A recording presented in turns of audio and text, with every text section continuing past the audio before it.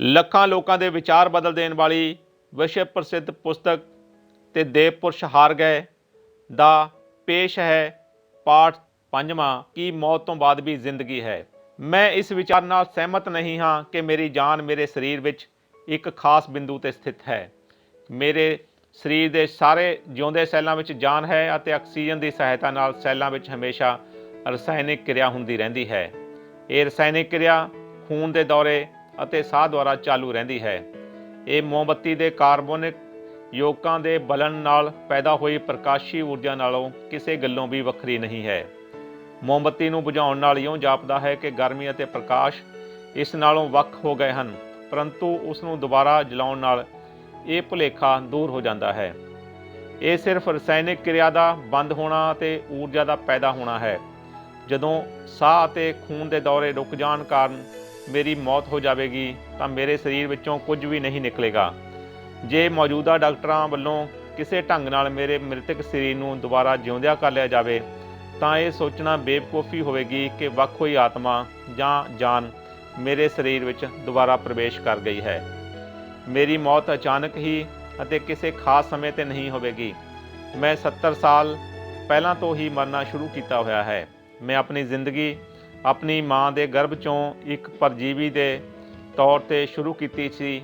ਜਿਸ ਦਿਨ ਮੈਂ ਪੈਦਾ ਹੋਇਆ ਸੀ ਮੇਰੇ ਸਰੀਰ ਦਾ 8ਵਾਂ ਭਾਗ ਤਾਂ ਉਸੇ ਦਿਨ ਹੀ ਨਾੜੂਆ ਅਤੇ ਔਲ ਦੇ ਰੂਪ ਵਿੱਚ ਖਤਮ ਹੋ ਗਿਆ ਸੀ। ਜਦੋਂ ਕਿ ਮੇਰੇ ਵਿੱਚ ਹਰ ਰੋਜ਼ ਲੱਖਾਂ ਹੀ ਸੈੱਲ ਪੈਦਾ ਹੋ ਜਾਂਦੇ ਹਨ ਅਤੇ ਲੱਖਾਂ ਹੀ ਮਰ ਜਾਂਦੇ ਹਨ। ਮੈਂ ਉਸੇ ਦਿਨ ਤੋਂ ਹੀ ਰੋਜ਼ ਮਰ ਰਿਹਾ ਹਾਂ ਅਤੇ ਰੋਜ਼ ਪੈਦਾ ਹੋ ਰਿਹਾ ਹਾਂ। ਮੇਰੇ ਸਰੀਰ ਦੇ ਮਰੇ ਹੋਏ ਸੈੱਲਾਂ ਦੀ ਵੱਡੀ ਗਿਣਤੀ ਵਾਲਾਂ ਰਾਹੀਂ, ਚਮੜੀ ਰਾਹੀਂ, ਨਹੁਆਂ ਰਾਹੀਂ ਅਤੇ ਦੰਦਾਂ ਰਾਹੀਂ ਮੇਰੇ ਸਰੀਰ ਵਿੱਚੋਂ ਨਿਕਲ ਜਾਂਦੀ ਹੈ ਅਤੇ ਲੱਖਾਂ ਹੀ ਹੋਰ ਅੰਦਰਲੇ ਸੈੱਲ ਪਿਸ਼ਾਬ ਅਤੇ ਪਸੀਨੇ ਰਾਹੀਂ ਫਾਲਤੂ ਬਣ ਜਾਂਦੇ ਹਨ। ਮੇਰੇ 70 ਸਾਲਾ ਸਰੀਰ ਦੇ ਬਹੁਤੇ ਭਾਗ ਦੁਰਘਟਨਾ ਦੇ ਜ਼ਖਮਾਂ, ਬੈਕਟੀਰੀਆ ਅਤੇ ਜੀਵਾਣੂਆਂ ਦੀਆਂ ਬਿਮਾਰੀਆਂ ਰਾਹੀਂ, ਜਿਸਮਾਨੀ ਅਤੇ ਮਾਨਸਿਕ ਕੰਮ ਰਾਹੀਂ, ਸੂਰਜ ਦੀਆਂ ਕਿਰਨਾਂ ਰਾਹੀਂ, ਪ੍ਰਯੋਗਸ਼ਾਲਾ ਵਿੱਚ ਕੰਮ ਕਰਦੇ ਸਮੇਂ ਖਾਰਾ ਅਤੇ ਤੇਜ਼ਾਬਾਂ ਰਾਹੀਂ ਨਸ਼ਟ ਹੋ ਚੁੱਕੇ ਹਨ। ਇੱਕ ਵਾਰ ਮੇਰੇ ਸਰੀਰ ਦਾ ਇੱਕ ਭਾਗ ਆਪਰੇਸ਼ਨ ਰਾਹੀਂ ਕੱਟਿਆ ਗਿਆ ਸੀ। ਮੇਰੇ ਸਰੀਰ ਦਾ ਇੱਕ ਸੂਖਮ ਸੈੱਲ 40 ਸਾਲ ਪਹਿਲਾਂ ਮੇਰੇ ਸਰੀਰ ਤੋਂ ਵੱਖ ਹੋ ਕੇ ਇੱਕ ਬਾਹਰਲੇ ਸੈੱਲ ਨਾਲ ਮਿਲ ਕੇ ਮੇਰੇ ਸਰੀਰ ਤੋਂ ਬਾਹਰਾ ਹੀ ਵੱਡਾ ਹੋਣ ਲੱਗ ਪਿਆ। ਇਹ ਅਜੇ ਵੀ ਪੈਰਿਸ ਵਿੱਚ ਡਾਕਟਰ ਐਰਿਸ ਕਬੂਰ ਦੇ ਨਾਂ ਨਾਲ ਵੱਧ ਫੁੱਲ ਰਿਹਾ ਹੈ। ਮੇਰੀ ਜਵਾਨੀ ਦੇ ਦਿਨਾਂ ਵਿੱਚ ਮੇਰੇ ਸਰੀਰ ਦੇ ਸੈੱਲਾਂ ਦੀ ਪੈਦਾ ਹੋਣ ਦੀ ਦਰ ਸੈੱਲਾਂ ਦੇ ਮਰਨ ਦੀ ਦਰ ਨਾਲੋਂ ਕਿਤੇ ਵੱਧ ਸੀ। ਇਸ ਲਈ ਮੈਂ ਵਾਧਾ ਫੁੱਲਦਾ ਰਿਹਾ ਅਤੇ 40 ਸਾਲ ਦੇ ਅੰਤ ਤੱਕ ਮੇਰਾ ਭਾਰ 185 ਪਾਉਂਡ ਸੀ। ਮੈਂ ਆਪਣੇ ਇਸ ਵੱਧ ਤੋਂ ਵੱਧ ਭਾਰ ਨੂੰ ਕੁਝ ਸਮਾਂ ਸਥਿਰ ਰੱਖਿਆ, ਜਦੋਂ ਕਿ ਸੈੱਲਾਂ ਦੇ ਪੈਦਾ ਹੋਣ ਦੀ ਦਰ ਸੈੱਲਾਂ ਦੇ ਮਰਨ ਦੀ ਦਰ ਦੇ ਬਰਾਬਰ ਸੀ। ਇਸ ਤੋਂ ਬਾਅਦ ਸੈੱਲਾਂ ਦੇ ਮਰਨ ਦੀ ਦਰ ਪੈਦਾ ਹੋਣ ਦੀ ਦਰ ਤੋਂ ਵੱਧਦੀ ਗਈ ਅਤੇ ਹੁਣ ਮੇਰਾ ਭਾਰ ਸਿਰਫ 125 ਪਾਉਂਡ ਹੈ। ਉਹਨਾਂ ਸਾਰੇ ਸੈੱਲਾਂ ਦਾ ਕੁੱਲ ਭਾਰ ਜਿਹੜੇ ਮਰ ਕੇ ਮੇਰੇ ਸਰੀਰ ਨਾਲੋਂ ਵੱਖ ਹੋ ਗਏ ਲੱਖਾਂ ਹੀ ਪਾਉਂਡ ਹੋਵੇਗਾ। ਮੌਤ ਦਾ ਇਹ ਅਮਲ ਉਦੋਂ ਤੱਕ ਜਾਰੀ ਰਹੇਗਾ ਜਦੋਂ ਤੱਕ ਮੇਰੇ ਸਰੀਰ ਵਿੱਚ ਸੈੱਲਾਂ ਦੇ ਪੈਦਾ ਹੋਣ ਦੀ ਕਿਰਿਆ ਖਤਮ ਨਹੀਂ ਹੋ ਜਾਂਦੀ।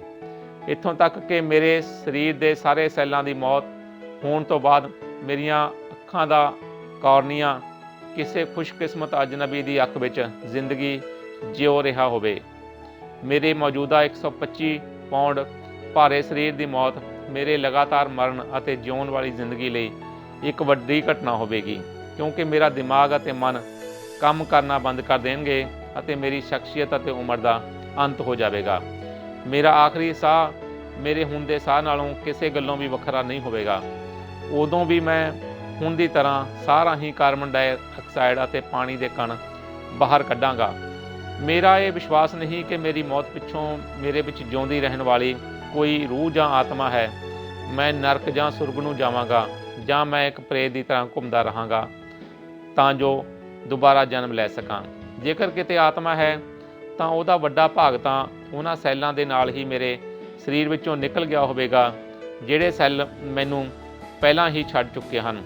ਕੁਝ ਭਾਗ ਉਸ ਆਦਮੀ ਦੇ ਕੋਲ ਚਲਿਆ ਜਾਵੇਗਾ ਜਿਸ ਆਦਮੀ ਦੇ ਮੇਰੀ ਮੌਤ ਹੋਣ ਤੋਂ ਬਾਅਦ ਅੱਖ ਕੰਮ ਆਵੇਗੀ। ਮੈਂ ਇੱਕ ਬਹੁਤ ਹੀ ਵਿਕਸਿਤ ਜੀਵ ਹਾਂ, ਕਿਉਂਕਿ ਮੇਰੇ ਅੰਦਰ ਦਿਮਾਗ, ਸਾਹ ਪ੍ਰਣਾਲੀ, ਖੂਨ ਚੱਕਰ ਪ੍ਰਬੰਧ ਅਤੇ ਇਲਾਜ ਵਾਲੀਆਂ ਪ੍ਰਣਾਲੀਆਂ ਹਨ। ਪਰੰਤੂ ਮੇਰੀ ਜ਼ਿੰਦਗੀ ਦੇ ਮੁੱਢਲੇ ਸਾਲਾਂ ਵਿੱਚ ਜਦੋਂ ਮੈਂ ਆਪਣੀ ਮਾਂ ਦੇ ਗਰਭ ਦੌਰਾਨ ਜੇਕਰ ਮੇਰੇ ਜਨਮ ਦਾ ਮੁੱਢਲੇ ਸੈੱਲ ਦੋ ਭਾਗਾਂ ਵਿੱਚ ਟੁੱਟ ਜਾਂਦਾ ਤਾਂ ਮੇਰੇ ਇੱਕ ਜਾਂ ਦੋ ਭਰਾ ਹੋ ਜਾਣੇ ਸਨ ਅਤੇ ਮੇਰੀ ਪਹਿਲੀ ਆਤਮਾ ਜਾਂ ਸ਼ਖਸੀਅਤ ਦੋ ਜਾਂ ਤਿੰਨ ਭਾਗਾਂ ਵਿੱਚ ਵੰਡੀ ਹੋਣੀ ਸੀ। ਭਾਵੇਂ ਇਹ ਸਿਧਾਂਤ ਪੂਰੀ ਤਰ੍ਹਾਂ ਠੀਕ ਅਤੇ ਤਰਕਸੰਗਤ ਹਨ, ਪਰ ਫਿਰ ਵੀ ਉਹ ਲੋਕ ਜਿਨ੍ਹਾਂ ਦੇ ਦਿਮਾਗ ਨੂੰ ਆਤਮਾ ਅਤੇ ਪੁਨਰ ਜਨਮ ਨੇ ਪ੍ਰਭਾਵਿਤ ਕਰ ਰੱਖਿਆ ਹੈ, ਇਹਨਾਂ ਸਿਧਾਂਤਾਂ ਨੂੰ ਪੂਰੀ ਤਰ੍ਹਾਂ ਰੱਦ ਕਰ ਦੇਣਗੇ, ਕਿਉਂਕਿ ਇਹ ਸਿਧਾਂਤ ਧਰਮ ਦੀਆਂ ਲੀਹਾਂ ਦੇ ਅਨੁਸਾਰ ਨਹੀਂ ਹਨ। ਇਸ ਪ੍ਰਕਾਰ ਬੇਸ਼ੱਕ ਸਾਰੀਆਂ ਧਾਰਮਿਕ ਸਿੱਖਿਆਵਾਂ ਇਹ ਕਹਿੰਦੀਆਂ ਹਨ ਕਿ ਮੌਤ ਪਿੱਛੋਂ ਵੀ ਜ਼ਿੰਦਗੀ ਹੈ, ਪਰੰਤੂ ਇਸ ਗੱਲ ਵਿੱਚ ਵਿਸ਼ਵਾਸ ਕਰਨ ਲਈ ਨਾ ਤਾਂ ਮੇਰੇ ਕੋਲ ਕੋਈ ਕਾਰਨ ਹੈ ਅਤੇ ਨਾ ਹੀ ਕੋਈ ਠੋਸ ਸਬੂਤ। 7 ਜੂਨ ਨੂੰ ਜਦੋਂ ਮੈਂ ਵੇਸਲੇ ਕਾਲਜ ਵਿੱਚ ਭਾਸ਼ਣ ਦਿੱਤਾ ਤਾਂ ਸਰੋਤਿਆਂ ਵਿੱਚੋਂ ਇੱਕ ਅਧਿਆਪਕ ਨੇ ਮੈਨੂੰ ਪੁੱਛਿਆ ਕਿ ਪੁਨਰ ਜਨਮ ਬਾਰੇ ਮੇਰੇ ਕੀ ਵਿਚਾਰ ਹਨ। ਮੇਰੀ ਬੇਨਤੀ 'ਤੇ ਇੱਕ ਆਦਮੀ ਮੇਰੀ ਕਾਰ ਵਿੱਚੋਂ ਸਿਗਰਟਾਂ ਦੀ ਡੱਬੀ ਉਠਾ ਲਿਆਇਆ। ਇਸ ਵਿੱਚ ਇੱਕ ਬਿਨਾਂ ਸਿਰ ਵਾਲਾ ਕੀੜਾ ਸੀ। 22 ਮਈ ਨੂੰ ਅਗਲੇ ਦਿਨ ਹੀ ਦੇ ਭਾਸ਼ਣ ਦੀ ਤਿਆਰੀ ਲਈ ਮੈਂ ਇਸ ਕੀੜੇ ਦਾ ਸਿਰ ਲਾਹ ਦਿੱਤਾ ਸੀ। 16 ਦਿਨ ਪਿੱਛੋਂ ਵੀ ਇਸ ਬਗੈਰ ਸਿਰ ਵਾਲੇ ਕੀੜੇ ਨੇ ਨੱਚਣਾ ਕੁੱਦਣਾ ਸ਼ੁਰੂ ਕਰ ਦਿੱਤਾ। ਜੇ ਪੁਨਰ ਜਨਮ ਕੋਈ ਸੱਚਾਈ ਹੁੰਦਾ ਤਾਂ ਕੀੜੇ ਦਾ 16 ਦਿਨ ਪਹਿਲਾਂ ਮਰ ਚੁੱਕਿਆ ਹੁੰਦਾ ਸਿਰ ਕਿਸੇ ਹੋਰ ਸਥਾਨ 'ਤੇ ਪੁਨਰ ਜਨਮ ਪ੍ਰਾਪਤ ਕਰਦਾ ਅਤੇ ਉਸ ਦਾ ਸਰੀਰ ਦਾ, ਜਿਹੜੇ ਕਿ ਅਜੇ ਕੁਝ ਦਿਨਾਂ ਬਾਅਦ ਮਰਨਾ ਹੈ, ਪੁਨਰ ਜਨਮ ਕਿਤੇ ਹੋਰ ਹੋਣਾ ਹੈ। ਇੱਕ ਹੀ ਜੀਵਾਂ ਦਾ ਦੋ ਥਾਵਾਂ 'ਤੇ ਪੁਨਰ ਜਨਮ ਕਿਵੇਂ? ਮਿਸਟਰ ਸੀਨਾ ਨਾਂ ਦੇ ਇੱਕ ਵਿਅਕਤੀ ਅਨੁਸਾਰ ਸੈੱਲਾਂ ਵਾਲੀ ਜ਼ਿੰਦਗੀ ਅਤੇ ਦੂਸਰੀ ਜ਼ਿੰਦਗੀ ਵਿੱਚ ਫਰਕ ਹੈ, ਜਿਸ ਨੂੰ ਉਹ ਜ਼ਿੰਦਗੀ ਦਾ ਅਰਕ ਕਹਿੰਦਾ ਹੈ। ਇਸ ਜ਼ਿੰਦਗੀ ਬਾਰੇ ਉਸ ਦਾ ਵਿਚਾਰ ਹੈ ਕਿ ਇਹ ਸਮੇਂ ਅਤੇ ਸਥਾਨ ਤੋਂ ਪਾਰ ਲੰਘ ਸਕਦੀ ਹੈ ਅਤੇ ਆਖਰ ਵਿੱਚ ਆਪਣੀ ਅਜਿਹੀ ਅਵਸਥਾ ਵਿੱਚ ਪੁੱਜ ਜਾਂਦੀ ਹੈ ਜਦੋਂ ਇਸ ਦੀ ਹੋਂਦ ਨਹੀਂ ਰਹਿ ਜਾਂਦੀ। ਮੈਂ ਇਹ ਨਹੀਂ ਸਮਝ ਸਕਿਆ ਕਿ ਅਜਿਹੀ ਜ਼ਿੰਦਗੀ ਜਿਸ ਦੀ ਹੋਂਦ ਨਹੀਂ ਰਹਿ ਜਾਂਦੀ ਨੂੰ ਸਦੀਵੀ ਜ਼ਿੰਦਗੀ ਕਿਵੇਂ ਕਿਹਾ ਜਾ ਸਕਦਾ ਹੈ। ਜ਼ਿੰਦਗੀ ਭਾਵੇਂ ਇੱਕ ਸੈੱਲ ਵਿੱਚੋਂ ਪੈਦਾ ਹੋਵੇ, ਭਾਵੇਂ ਬਹੁਤੇ ਸੈੱਲਾਂ ਵਿੱਚੋਂ, ਇਹ ਉਹੀ ਹੁੰਦੀ ਹੈ। ਇੱਕ ਕੀੜੇ, ਆਦਮੀ ਅਤੇ ਪੌਦੇ ਦੀ ਜ਼ਿੰਦਗੀ ਵਿੱਚ ਕੋਈ ਫਰਕ ਨਹੀਂ। ਫਰਕ ਸਿਰਫ ਮਾਨਸਿਕ ਵਿਕਾਸ ਦਾ ਹੈ, ਨਾ ਕਿ ਜ਼ਿੰਦਗੀ ਦਾ। ਜਿਉਂ-ਜਿਉਂ ਦਿਮਾਗ ਦਾ ਵਿਕਾਸ ਹੁੰਦਾ ਰਹਿੰਦਾ ਹੈ, ਖੂਨ ਦੇ ਗੁਣ ਬਦਲਦੇ ਰਹਿੰਦੇ ਹਨ। ਆਲੂ ਦੇ ਪੌਦੇ ਵਿੱਚ ਵੀ ਦਿਮਾਗ ਨਹੀਂ ਹੁੰਦਾ ਅਤੇ ਕੀੜਿਆਂ ਵਿੱਚ ਦਿਮਾਗ ਨਾ ਮਾਤਰ ਹੁੰਦਾ ਹੈ, ਜਦੋਂ ਕਿ ਆਦਮੀ ਦਾ ਦਿਮਾਗ ਪੂਰੀ ਤਰ੍ਹਾਂ ਵਿਕਸਿਤ ਹੈ। ਇਹ ਤਾਂ ਸਾਨੂੰ ਮੰਨਣਾ ਹੀ ਪਵੇਗਾ ਕਿ ਇਸ ਬ੍ਰਹਿਮੰਡ ਵਿੱਚ ਆਦਮੀ ਸਭ ਤੋਂ ਜ਼ਿਆਦਾ ਬੁੱਧੀਮਾਨ ਜੀਵ ਹੈ। ਬੇਸ਼ੱਕ ਕੀੜੇ ਜ਼ਿੰਦਗੀ ਪੈਦਾ ਕਰਨਾ ਹੀ ਨਹੀਂ ਰੱਖਦੇ, ਬਲਕਿ ਉਹਨਾਂ ਦੇ ਨਾ ਮਾਤਰ ਦਿਮਾਗ ਹੁੰਦਾ ਹੈ, ਕਿਉਂਕਿ ਉਹਨਾਂ ਦੇ ਸਰੀਰ ਵਿੱਚ ਇੱਕ ਦੀ ਜਗ੍ਹਾ ਬਹੁਤ ਸਾਰੇ ਨਾੜੀ ਕੇਂਦਰ ਹੁੰਦੇ ਹਨ। ਜੇ ਮੈਂ ਇਹਨਾਂ ਕੀੜਿਆਂ ਦੇ ਦੋ ਬੇਸਿਰੇ ਮਾਦਾ ਅਤੇ ਨਰ ਸਰੀਰ ਰੱਖੇ ਹੁੰਦੇ ਤਾਂ ਇਹਨਾਂ ਨੇ ਨਿਸ਼ਚੇਚਨ ਕਿਰਿਆ ਕੀਤੀ ਹੁੰਦੀ ਅਤੇ ਮਾਦਾ ਨੇ ਜ਼ਰੂਰ ਜਨਮ ਅੰਡੇ ਦਿੱਤੇ ਹੁੰਦੇ ਅਤੇ ਇਹਨਾਂ ਅੰਡਿਆਂ ਵਿੱਚੋਂ ਜ਼ਰੂਰ ਹੀ ਸਿਰਾਂ ਵਾਲੇ ਕੀੜੇ ਪੈਦਾ ਹੋਣੇ ਸਨ। ਉਹ ਨਿਸ਼ਚੇਚਨ ਕਿਰਿਆ ਤੋਂ ਜਾਣੂ ਹੁੰਦੇ ਹਨ ਕਿਉਂਕਿ ਉਹਨਾਂ ਵਿੱਚ ਦਿਮਾਗ ਹੁੰਦਾ ਹੈ, ਭਾਵੇਂ ਉਹ ਨਾ ਮਾਤਰ ਹੀ ਹੁੰਦਾ ਹੈ। ਇੱਕ ਸ਼੍ਰੀਮਾਨ ਵੀਰ ਰਤਨ ਨੇ ਕਿਹਾ ਕਿ ਜ਼ਿੰਦਗੀ ਦੀ ਪ੍ਰਾਰੰਭਿਕ ਹਾਲਤ ਵਿੱਚ ਨਿਸ਼ਚੇਚਨ ਕਿਰਿਆ ਰਾਹੀਂ ਪੁਨਰ ਜਨਮ ਵਿੱਚ ਸ਼ਾਮਲ ਨਹੀਂ ਹੁੰਦਾ। ਇਹ ਨਹੀਂ ਪਤਾ ਕਿ ਉਸ ਦਾ ਵਿਆਖਿਆ ਦਾ ਵਿਗਿਆਨਕ ਆਧਾਰ ਕੀ ਹੈ। ਉਹ ਕਹਿੰਦਾ ਹੈ ਕਿ ਪੁਨਰ ਜਨਮ ਤਾਂ ਉਹਨਾਂ ਜੀਵਾਂ ਵਿੱਚ ਹੁੰਦਾ ਹੈ ਜਿਨ੍ਹਾਂ ਦਾ ਦਿਮਾਗ ਵੱਧ ਵਿਕਸਿਤ ਹੁੰਦਾ ਹੈ।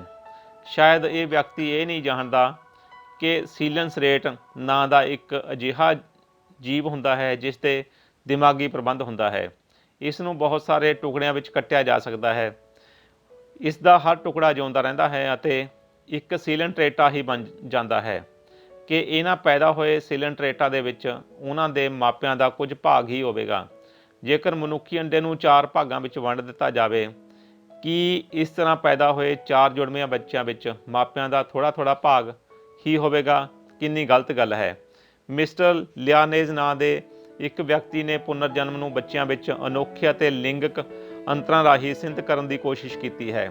ਲਿੰਗਕ ਅੰਤਰ ਦੀ ਵਿਆਖਿਆ ਕਰਨ ਤੇ ਪੁਨਰ ਜਨਮ ਦੀ ਬਜਾਏ ਜੈਨੇਟਿਕਸ ਤੇ ਵਿਰਾਸਤ ਰਾਹੀਂ ਵਧੀਆ ਢੰਗ ਨਾਲ ਸਮਝਿਆ ਜਾ ਸਕਦਾ ਹੈ। ਆਦਮੀ 94ਵੀਂ ਨਸਲ ਵਿਧੀ ਰਾਹੀਂ ਘਰੇਲੂ ਡੰਗਰਾਂ ਵਿੱਚ ਬਹੁਤ ਸਾਰੀਆਂ ਤਬਦੀਲੀਆਂ ਕਰਨ ਵਿੱਚ ਕਾਮਯਾਬ ਹੋਇਆ ਹੈ। ਇਸ ਢੰਗ ਨਾਲ ਮੁਰਗੀਆਂ ਅਤੇ ਗਊਆਂ ਦੀਆਂ ਕਿਸਮਾਂ ਵਿੱਚ ਸੁਧਾਰ ਕੀਤਾ ਗਿਆ ਹੈ। ਇਹ ਸਾਰਾ ਕੁਝ ਜਨਨ ਵਿਧੀ ਅਤੇ ਵਿਰਾਸਤ ਵਿਗਿਆਨ ਦੇ ਖੇਤਰ ਵਿੱਚ ਆਦਮੀ ਦੇ ਗਿਆਨ ਕਾਰਨ ਹੀ ਹੋਇਆ ਹੈ। ਪਸ਼ੂਆਂ ਵਿੱਚ ਤਬਦੀਲੀਆਂ ਦੇ ਗੁਣ ਜੀਨਸ ਰਾਹੀਂ ਅਤੇ DNA ਦੇ ਅਣੂਆਂ ਰਾਹੀਂ ਹੁੰਦੇ ਹਨ, ਨਾ ਕਿ ਕਰਮਾਂ ਰਾਹੀਂ। ਉਹ ਸਮਾਂ ਦੂਰ ਨਹੀਂ ਜਦੋਂ ਜਨਨ ਵਿਦਿਆ ਦੇ ਆਪਣੇ ਗਿਆਨ ਨੂੰ ਮਨੁੱਖ ਆਪਣੀ ਹੀ ਨਸਲ ਸੁਧਾਰਨ ਲਈ ਵਰਤੇਗਾ। ਭਵਿੱਖ ਵਿੱਚ ਸਰਕਾਰਾਂ ਜਨਨ ਵਿੱਚ ਦਿੱਤੀਆਂ ਆਜ਼ਾਦੀਆਂ 'ਤੇ ਪਾਬੰਦੀ ਲਾ ਸਕਦੀਆਂ ਹਨ। ਇਸ ਤੋਂ ਮੇਰਾ ਮਤਲਬ ਇਹ ਨਹੀਂ ਕਿ ਸਰੀਰਕ ਤੌਰ 'ਤੇ ਅਧੂਰੇ ਜਾਂ ਕਮਜ਼ੋਰ ਲੋਕਾਂ ਨੂੰ ਆਪਣੀ ਕਾਮ ਵਾਸਨਾ ਦੀ ਤ੍ਰਿਪਤਾ 'ਤੇ ਰੋਕ ਦਿੱਤਾ ਜਾਵੇਗਾ, ਬਲਕਿ ਸਰਕਾਰ ਅਜਿਹੇ ਕਦਮ ਪੁੱਟ ਸਕਦੀ ਹੈ ਕਿ ਇਸ ਕਿਸਮ ਦੇ ਲੋਕ ਸੰਤਾਨ ਪੈਦਾ ਨਾ ਕਰ ਸਕਣ। ਮਨੁੱਖੀ ਜਨਨ ਕਿਰਿਆ ਸਭ ਤੋਂ ਵੱਧ ਜ਼ਰੂਰੀ ਕੌਮੀ ਅਦਾਰਾ ਬਣ ਸਕਦੀ ਹੈ, ਪਰੰਤੂ ਇਸ ਨੂੰ ਯੋਗ ਅਗਵਾਈ ਤੇ ਕੰਟਰੋਲ ਦੀ ਸਭ ਤੋਂ ਵੱਧ ਲੋੜ ਹੈ। ਇਹ ਵੀ ਹੋ ਸਕਦਾ ਹੈ ਕਿ ਵਿਆਹੇ ਜੋੜਿਆਂ ਨੂੰ ਜਨਨ ਕਿਰਿਆ ਮੰਤਰਾਲੇ ਤੋਂ ਬੱਚਾ ਪੈਦਾ ਕਰਨ ਲਈ ਲਾਇਸੈਂਸ ਲੈਣੇ ਪੈਣ। ਖੂਨ ਦੇ ਬੈਂਕਾਂ ਦੀ ਤਰ੍ਹਾਂ ਵੀਰਜ ਬੈਂਕ ਵੀ ਸਾਰੇ ਦੇਸ਼ ਵਿੱਚ ਖੋਲ੍ਹੇ ਜਾ ਸਕਦੇ ਹਨ ਤਾਂ ਜੋ ਚੰਗੇ ਗੁਣਾਂ ਵਾਲੇ ਮਰਦਾਂ ਅਤੇ ਔਰਤਾਂ ਦੇ ਵੀਰਜ ਨੂੰ ਸੁਰੱਖਿਅਤ ਰੱਖਿਆ ਜਾ ਸਕੇ। ਇਸ ਤਰ੍ਹਾਂ ਜਦੋਂ ਆਦਮੀ ਆਪਣੇ ਬੱਚਿਆਂ ਦੀ ਨਸਲ ਨੂੰ ਸੁਧਾਰਨ ਲਈ ਚੋਣਵੀ ਨਸਲ ਵਿਧੀ ਦੀ ਵਰਤੋਂ ਕਰੇਗਾ ਤਾਂ ਹੁਣ ਨਾਲੋਂ ਵੀ ਵੱਧ ਅਨੋਖੇ ਅਤੇ ਚੰਗੇ ਬੱਚੇ ਪੈਦਾ ਹੋਣਗੇ। ਅੱਜ ਕੱਲ੍ਹ ਅਨੋਖੇ ਬੱਚੇ ਘੱਟ ਮੌਕਿਆਂ 'ਤੇ ਹੀ ਪੈਦਾ ਹੁੰਦੇ ਹਨ। ਸ਼੍ਰੀ ਲੰਕਾ ਦੇ ਲੋਕਾਂ ਦੀ ਬਹੁਤ ਸੰਮਤੀ ਪੁਨਰ ਜਨਮ ਵਿੱਚ ਵਿਸ਼ਵਾਸ ਰੱਖਦੀ ਹੈ। ਕਿ ਸਾਡੀ ਸਰਕਾਰ ਇਹ ਸੋਚੇਗੀ ਅਤੇ ਖੇਤੀਬਾੜੀ ਤੇ ਪਸ਼ੂਆਂ ਸੰਬੰਧੀ ਖੋਜ ਦੇ ਮਹਿਕਮੇ ਨੂੰ ਇਹ ਹਦਾਇਤ ਕਰੇਗੀ ਕਿ ਮੌਜੂਦਾ ਨਸਲ ਸੁਧਾਰ ਦੇ ਢੰਗਾਂ ਦੀ ਬਜਾਏ ਉਹ ਪੌਦਿਆਂ ਅਤੇ ਪਸ਼ੂਆਂ ਵਿੱਚ ਪਿਛਲੇ ਕਰਮਾਂ ਅਨੁਸਾਰ ਉਹਨਾਂ ਦੀਆਂ ਨਸਲਾਂ ਦੀ ਚੋਣ ਕਰਨ। ਇਹ ਕਹਿਣਾ ਕਿ ਬੱਚਿਆਂ ਵਿੱਚ ਪਿਛਲੇ ਜਨਮ ਦੀਆਂ ਯਾਦਾਂ ਹੁੰਦੀਆਂ ਹਨ ਉਨਾ ਹੀ ਗਲਤ ਹੈ ਜਿੰਨਾ ਕਿ ਪੁਨਰ ਜਨਮ ਸੰਬੰਧੀ ਖੋਜ ਕਰਨ ਵਾਲੇ professor Ian Stevenson, professor H N. Banerjee ਅਤੇ ਗੁਨਾਤਨੇ ਦੇ ਵਿਚਾਰ ਕੇ ਪੁਨਰ ਜਨਮ ਵਿੱਚ ਚਿਹਰੇ ਦੇ ਨੈਣ-ਨੁਕਸ, ਰੰਗ, ਜ਼ਖਮਾਂ ਦੇ ਦਾਗ ਆਦਿ ਦੁਬਾਰਾ ਪੈਦਾ ਹੋ ਜਾਂਦੇ ਹਨ। ਜੇਕਰ ਇਹ ਸੱਚ ਹੈ ਤਾਂ ਅੱਖ ਦਾਨ ਕਰਾਉਣ ਵਾਲੀ ਸੁਸਾਇਟੀ ਲਈ ਤਾਂ ਇਹ ਬਹੁਤ ਘਾਤਕ ਸਿੱਧ ਹੋਵੇਗੀ। ਜਨਮ ਤੋਂ ਹੀ ਅੰਨ੍ਹੇ ਹੋਣ ਦਾ ਡਰ ਲੋਕਾਂ ਨੂੰ ਅੱਖਾਂ ਦਾਨ ਕਰਨ ਤੋਂ ਰੋਕ ਦੇਵੇਗਾ। ਜੇ ਇਹ ਦਾਅਵਾ ਸੱਚ ਹੋਇਆ ਕਿ ਹਿਸਾਬ ਦਾ ਗਿਆਨ ਪਿਛਲੇ ਜਨਮ ਵਿੱਚੋਂ ਹੀ ਪ੍ਰਾਪਤ ਹੁੰਦਾ ਹੈ ਤਾਂ ਉਹ ਦਿਨ ਦੂਰ ਨਹੀਂ ਜਦੋਂ ਪਿਛਲੀ ਜੂਨ ਵਿੱਚ ਹਿਸਾਬ ਵਿਸ਼ੇ ਦਾ ਮਾਹਰ, ਭਾਵੇਂ ਅੱਜ ਦੀ ਜੂਨ ਵਿੱਚ ਉਹ ਗਧਾ ਹੀ ਕਿਉਂ ਨਾ ਹੋਵੇ, ਲੰਕਾ ਵਿਸ਼ਵ ਵਿਦਿਆਲੇ ਦੀ ਹਿਸਾਬ ਦੇ ਪ੍ਰੋਫੈਸਰ ਦੀ ਕੁਰਸੀ 'ਤੇ ਬਿਰਾਜਮਾਨ ਹੋ ਸਕਦਾ ਹੈ। ਬੱਚਿਆਂ ਦੇ ਪਿਛਲੇ ਜਨਮ ਦੀਆਂ ਯਾਦਾਂ ਸੰਬੰਧੀ ਕਹਾਣੀਆਂ ਨੂੰ ਬਿਲਕੁਲ ਕਲਪਿਤ ਕਹਿ ਕੇ ਰੱਦ ਕਰਨਾ ਹੋਵੇਗਾ। ਜਿਹੜੇ ਲੋਕਾਂ ਨੇ ਵਿਗਿਆਨਕ ਢੰਗ ਨਾਲ ਇਹਨਾਂ ਗੱਲਾਂ ਦੀ ਪੜਤਾਲ ਕੀਤੀ ਹੈ ਉਹ ਇਸ ਸਿੱਟੇ 'ਤੇ ਪੁੱਜੇ ਹਨ ਕਿ ਇਹ ਕਹਾਣੀਆਂ ਬਿਲਕੁਲ ਝੂਠੀਆਂ ਹੁੰਦੀਆਂ ਹਨ ਅਤੇ ਇਹਨਾਂ ਪਿੱਛੇ ਜ਼ਰੂਰ ਕੋਈ ਨਾ ਕੋਈ ਧੋਖਾ ਹੁੰਦਾ ਹੈ। ਅਮਰੀਕਾ ਦੇ ਪ੍ਰਸਿੱਧ ਖੋਜੀ ਸਪਰੇਗ ਡੀ ਕੈਂਪ ਨੇ ਆਪਣੀ ਪੁਸਤਕ ਆਤਮਾਵਾਂ, ਸਿਤਾਰੇ ਅਤੇ ਜਾਦੂ ਵਿੱਚ ਬ੍ਰਾਈਡੇ, ਮਰਫੀ ਅਤੇ ਸਿਮਦਨੀ ਦੇ ਕੇਸਾਂ ਨੂੰ ਜਿਹੜੇ ਬਾਰ-ਬਾਰ ਜਨਮ ਦੇ ਸਬੂਤ ਦੇ ਤੌਰ 'ਤੇ ਮੰਨੇ ਜਾਂਦੇ ਰਹੇ ਹਨ ਧੋਖਾ ਸਿੱਧ ਕੀਤਾ ਹੈ।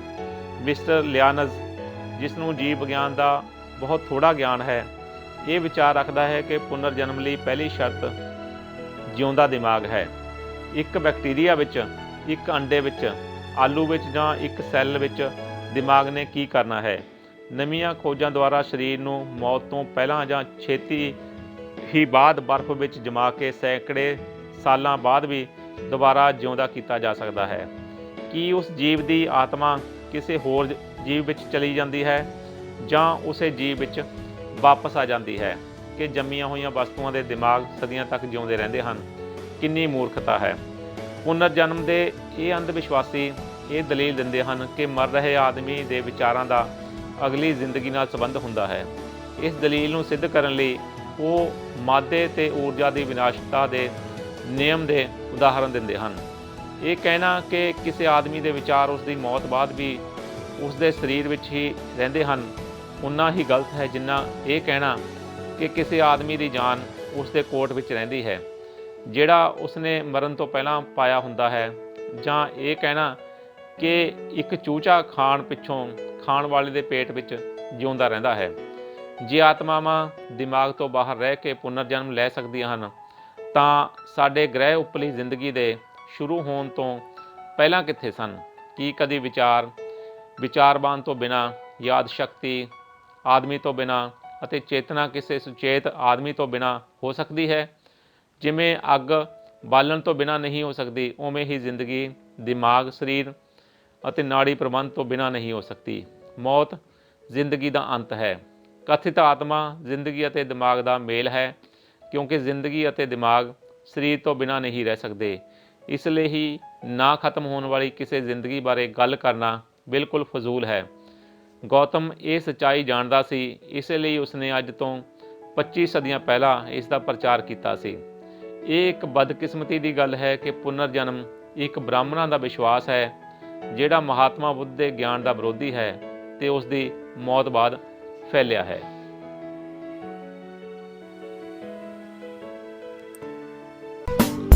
For more contents related to rational thinking, subscribe our Tarkshil TV channel now. For instant updates of new videos, don't forget to press the bell icon.